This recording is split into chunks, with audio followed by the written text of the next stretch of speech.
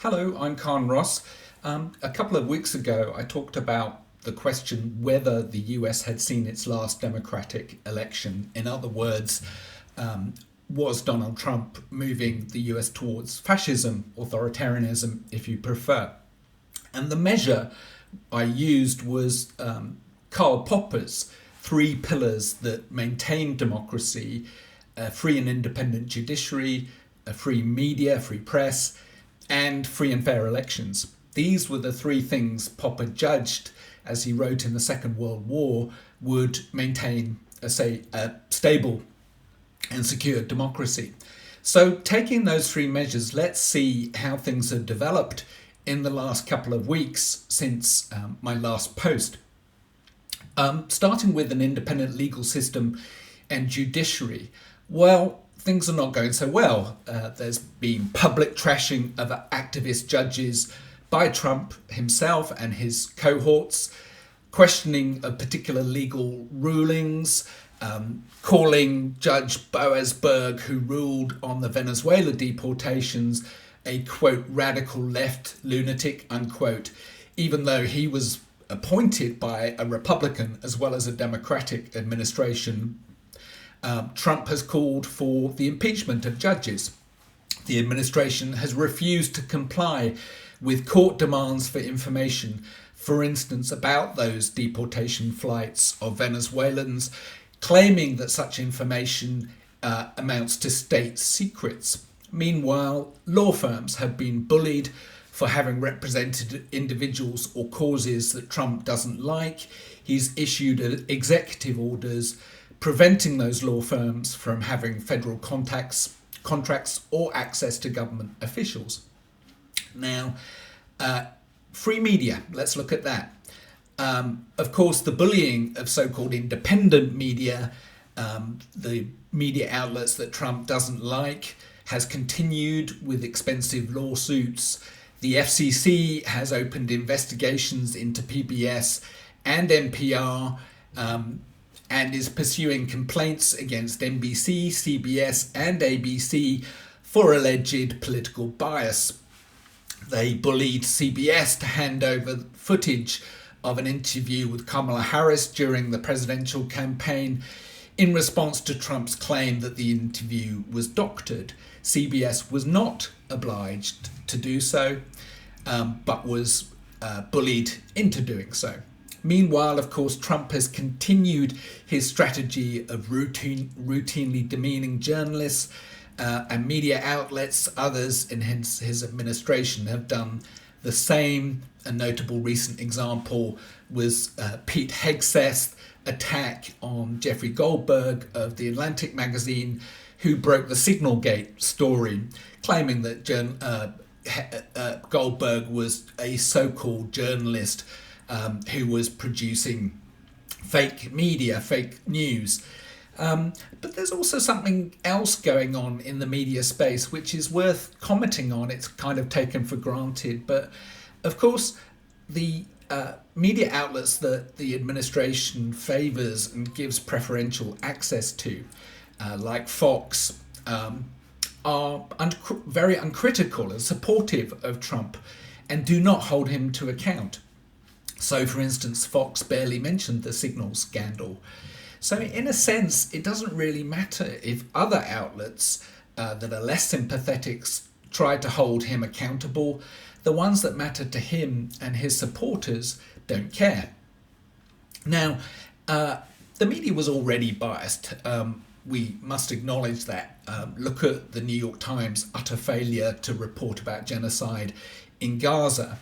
In a sense, Trump is only accelerating what was already happening, the destruction of independent media. Was there a time when media was ever truly free? In a future post, I'm going to talk about how Trump is doing, in some ways, a particularly brazen example of what was already there. For instance, Obama pressurized the press using the Espionage Act. Trump has just taken it several steps further. Of course, free speech is, of course, in a sense, a subset of a free media, but important in its own right for the sustaining of democracy. And here we see that the administration has intensified the deportation and imprisonment of foreign students for participating in pro-Palestine rallies. Most recently, a fellow at Georgetown University, Dr. Badr Khan Siri, was arrested on the street, moved to 5 different detention facilities, it seems merely for posting his views about the war in the Middle East. Meanwhile, hundreds of visas have been cancelled. The Trump administration has directed embassies to scrutinise social media profiles of visa applicants for signs not only of support for Palestine, but also of hostility towards the United States, including criticism of President Trump himself. Secretary of State Marco Rubio issued a directive directing consular officers to conduct mandatory social media checks for certain student and exchange visa applicants, looking to see whether those applicants displayed a, quote, hostile attitude towards US citizens, culture, government, institutions, or founding principles in their online activity. So in a sense, Trump's suppression of freedom of speech is already reaching beyond the US's own borders. Universities have also been attacked, a pillar of free thought and free speech. Of course, we know that Trump withdrew funding from Columbia over its alleged failure to control anti-Semitism on campus. Funding has not been reinstated, even though Columbia agreed to review its disciplinary procedures and place its Middle East Studies Department under supervision. Now billions have been withdrawn from Cornell and Northwestern universities. Meanwhile, more broadly across the country, including in schools, there is an executive order banning federal funding for projects that include terms like diversity, equity, and gender.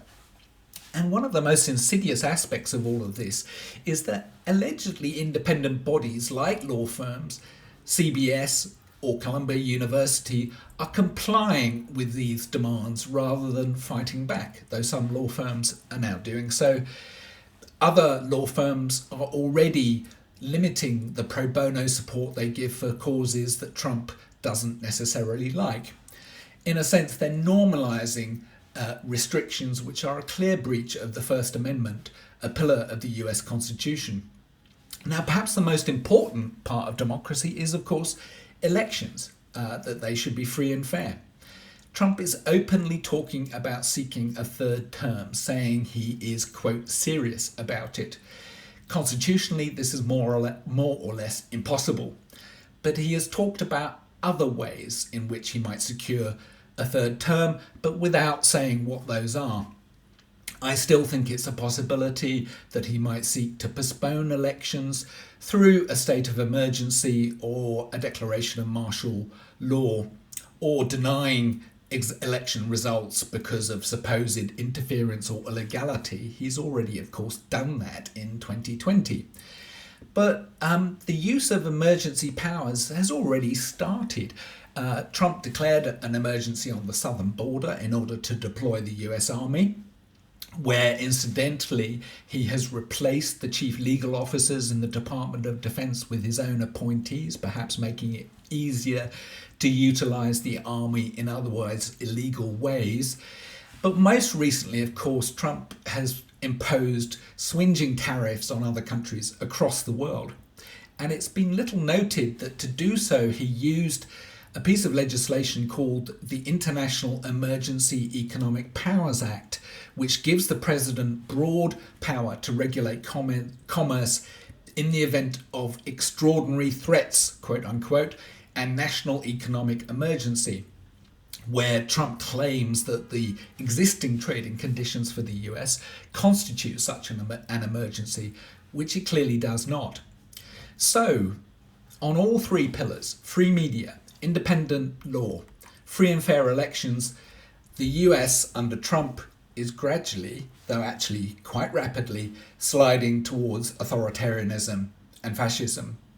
These are perhaps the endpoints of where the US is going, but it's already clear after only 3 months of Trump that democracy is being destroyed. please subscribe to my YouTube channel.